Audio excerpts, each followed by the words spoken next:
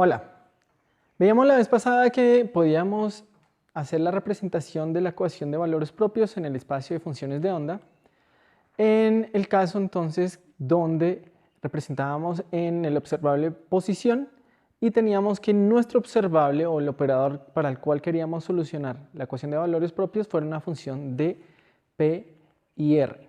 Ahora, cuando hacíamos esto, era importante que R estuviera al lado izquierdo de P para poder escribir explícitamente nuestra representación.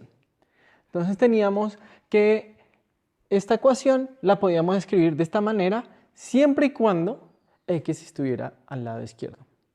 Eso es lo que vamos a llamar el ordenamiento normal. Ahora ustedes me van a decir, oye Diego, si esto es todo el ordenamiento normal, entonces ¿para qué hacer incluso toda una sesión dedicada a esto? Pues no es tan trivial. De hecho, el hecho que el operador X aparezca al lado izquierdo no va a ser una cuestión simplemente de gusto. Pensémoslo bien. Recordemos que estamos trabajando con operadores, de tal manera que un operador esté a un lado o el otro es bien distinto, porque en general los operadores no conmutan. Entonces, por ejemplo, pensemos en este operador que está acá. Ese operador está ordenado normalmente. Si lo vemos, X está al lado izquierdo. Entonces podríamos hacer un check ahí y efectivamente ese operador me sirve para de una vez decir cuál va a ser su representación en el espacio de coordenadas. Pero ahora pensemos, ¿es ese operador hermítico? O sea, ¿me sirve para describir un observable? Simplemente cojamos su adjunto. Recordemos que el adjunto de un operador, eso de hecho ustedes lo demostrarán, que el adjunto, cuando yo tomo el adjunto de un producto, invierte el orden de los operadores que aparecen en el producto. Y tengo algo así, ¿cierto? Ahora, si yo utilizo que P y X son observables, o sea, son operadores hermíticos, entonces tengo este resultado final, que efectivamente no es igual al operador original, de tal manera que ese operador que teníamos ahí no es hermítico. Y no va a representar entonces un observable, ¿cierto? Recordemos el segundo postulado. Entonces, ¿qué es lo que estamos viendo? En general, cuando yo voy a escribir o estudiar un sistema cuántico, pues de todas maneras estoy guiado por lo que yo conozco clásicamente. O sea, yo tengo un observable clásico y yo quisiera ver cómo representarlo o estudiarlo a nivel de la mecánica cuántica, ¿cierto? Entonces, yo quiero tener un procedimiento que sea consistente para tener un observable clásico y promoverlo a nivel cuántico. Vemos que no es trivial en general, ¿cierto? Entonces vamos a hablar de ese procedimiento y es donde el ordenamiento normal va a entrar y va a ser importante en toda nuestra, digamos, en la consistencia y las convenciones que nosotros vamos a seguir. Entonces aquí está más o menos la receta. ¿Cuál va a ser la receta? ¿Sabemos construir observables clásicos? Sí. ¿Usualmente viene en términos de posición y momento? Sí. Listo. Entonces vamos a escoger nuestro observable favorito. ¿Listo? Ahora, a ese observable, que depende de la posición y el momento, entonces vamos a escribir la posición como un operador y el momento como un operador. Y ellos, como son observables conjugados, entonces les voy a imponer su relación de conmutación canónica, que la voy a simplemente decir RCC, que ya habíamos visto que era esta. ¿Listo? Y ese es el proceso de cuantizar. ¿Listo? Entonces tengo un observable, promuevo los vectores o los observables clásicos a operadores e impongo esta condición de conmutación canónica. Ahora, como vimos, no es simplemente coger el operador y poner operadores, o el observable y poner operadores. Por ejemplo, si tengo este señor, yo quiero que el observable que va a representarlo a nivel cuántico sea hermítico. Y veíamos que simplemente ponerle gorro a X y a P no va a hacer que sea hermítico, porque cuando yo coja el adjunto conjugado va a voltearlos y no voy a tener el mismo operador. Entonces lo que voy a hacer, antes de hacer los operadores, voy a hacer que este señor sea simétrico, de tal manera que cuando yo lo haga operador, sí sea hermítico. ¿Sí? Entonces, si se dan cuenta, lo que he hecho aquí a este nivel es hacer nada, simplemente reescribirlo. Pero a nivel de operadores, estos dos señores sí son distintos. y hacen que mi operador final sí sea hermítico, ¿sí? ¿Qué es lo que pasa? Que cuando yo llego a este punto me doy cuenta que aunque mi operador es hermítico, pues ya no está ordenado normalmente, ¿de acuerdo? Entonces ahí es donde entra el ordenamiento normal. Si yo tengo un observable clásico y quiero promoverlo a nivel cuántico, entonces tengo que, además de hacer la promoción a operadores, tengo que utilizar el ordenamiento normal para poder, digamos, tener una representación como la que teníamos. Entonces, eso es, digamos, una convención. Voy a escribir mis operadores de una vez ordenados normalmente. ¿Cómo lo voy a hacer? Pues entonces lo que me resta es escribir este de manera que X aparezca a este lado. Y el truco es sencillo.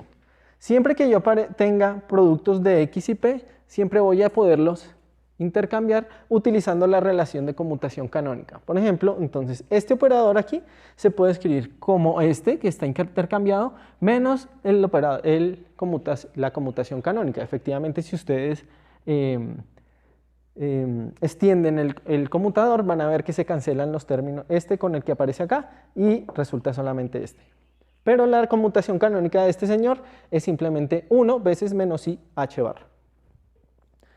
I h barra. Entonces tengo que, al final, este señor lo puedo escribir de esta manera, que está ordenado normalmente, más otro término que es un operador identidad. O sea, también está ordenado normalmente, no aparecen X ni P. Entonces, si se dan cuenta, si yo utilizo este acá, voy a tener un operador normal o ordenado normalmente. Entonces, lo que decimos es, mi observable clásico lo voy a extender a un observable cuántico, pero ordenado normalmente, donde aparece este más un término extra. ¿Qué es de particular de ese término extra? Que si h barra va a 0, recupero la expresión clásica, el x por p, ¿cierto? Por ejemplo acá, si h barra va a 0. O sea, recupero la mecánica clásica. Entonces aparece un término extra debido al ordenamiento normal. Entonces ya que tengo ordenado mi observable, entonces ¿qué fue lo que hicimos? Extendimos con operadores, imponemos la condición, la relación de conmutación, ordenamos normalmente. Al final yo quisiera trabajar en el espacio de funciones de onda, entonces represento. Como ya tengo ordenado normalmente mi observable, pues entonces ya es trivial, ya lo hicimos la vez pasada.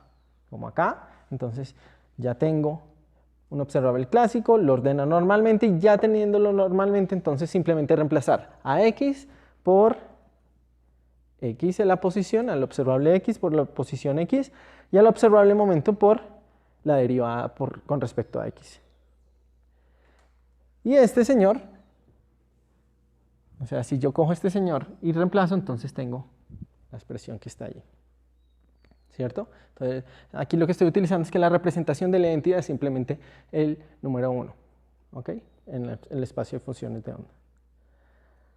Entonces, si se dan cuenta, aquí estamos describiendo una receta que va a ser muy útil. Si yo conozco un sistema clásico, yo ya sé cómo promoverlo a nivel cuántico a través del ordenamiento normal y, es más, ir hasta el espacio de funciones de onda donde, por ejemplo, yo puedo solucionar su ecuación de valores propios.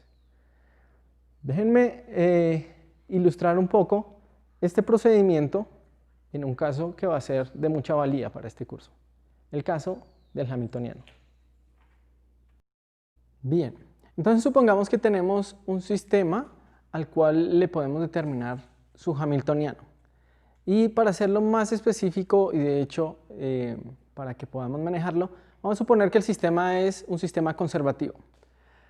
De tal manera que entonces el hamiltoniano simplemente se puede escribir como una función que depende del momento lineal, que será la energía cinética, más una parte que depende solamente de la posición y no sus derivadas, porque estamos hablando de un sistema conservativo.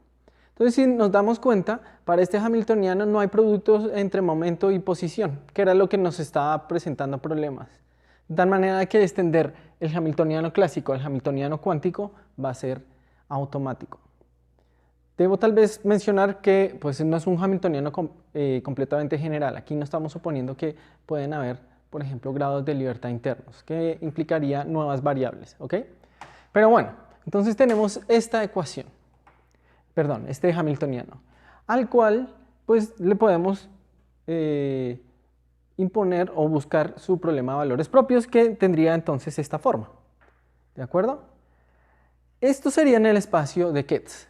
Y acabamos de ver que entonces podemos representarlo en el espacio de posición, donde entonces la representación va a quedar simplemente esta parte como la representación donde reemplazo el momento por menos i h barra el gradiente.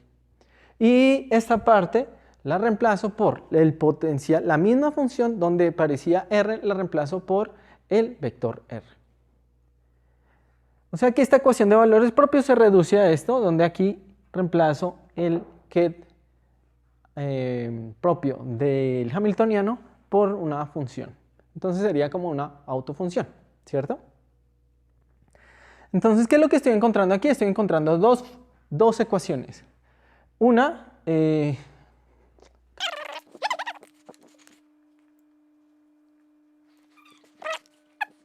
entonces estoy encontrando dos ecuaciones, una en el espacio de Ketz y otra en el espacio de las funciones de onda. Y esto es lo que quisiéramos solucionar, pero entonces estoy encontrando una representación en el espacio de funciones. Y la idea es que si yo quiero solucionar la del espacio de Ketz, es equivalente a solucionar la del espacio de funciones. Y esta es simplemente una ecuación diferencial. Entonces vamos a tener que solucionar esa ecuación diferencial. Pero obviamente pues nosotros queremos darle un significado físico. Así que vamos a restringir, no vamos a aceptar cualquier solución, cualquier autofunción que aparezca ahí. Queremos que esas funciones que van a aparecer como soluciones de esta ecuación sean univaluadas para que yo pueda determinar unívocamente su módulo al cuadrado. Quiero que sean continuas. Van a haber casos donde pueden haber discontinuidades debido a la forma del potencial, por ejemplo, pero entonces yo quisiera que yo las pueda derivar. Es importante que pues, la densidad de probabilidad esté definida, entonces pues vamos a pedirles que estén acotadas y si estamos en el caso de espectro discreto, entonces les vamos a pedir que se puedan normalizar, o sea, que sean de cuadrada integrable. ¿Listo? Esto va a imponer ciertas restricciones sobre las funciones de onda y simultáneamente sobre los posibles valores de energía que aparezcan. De tal manera que los valores de energía también van a estar restringidos y lo que uno va a estar viendo es que los valores o el espectro no es completamente libre y vamos a tener ciertas restricciones. De tal manera que encuentro el espectro también. Automáticamente solucionando la ecuación de valores propios voy a encontrar el espectro, igual que cuando hacíamos un problema de valores propios en el espacio de vectores. Entonces tengo que solucionar esta ecuación, va a ser equivalente a solucionar esta, que es encontrar espectro y autofunciones. Ahora, algo que ya he dicho varias veces, pero que digamos, no he sentado, es que la ecuación de valores propios de la energía es la ecuación de Schrödinger. Efectivamente, este señor es lo que muchas veces se denomina como la ecuación de Schrödinger, que ya vimos que es la representación de esta, y no es nada más ni nada menos que la ecuación de Schrödinger para los estados estacionarios. Hay una, digamos, un poquito más general, pero esta es una que va a ser no de relativa importancia, sino de crucial importancia en lo que vamos a hacer. Entonces, vemos cómo las cosas se van sentando. Vemos que la ecuación de valores propios se puede escribir como una ecuación diferencial en el espacio de funciones y las ecuaciones diferenciales relativamente ya tenemos conocimiento de cómo abordarlas.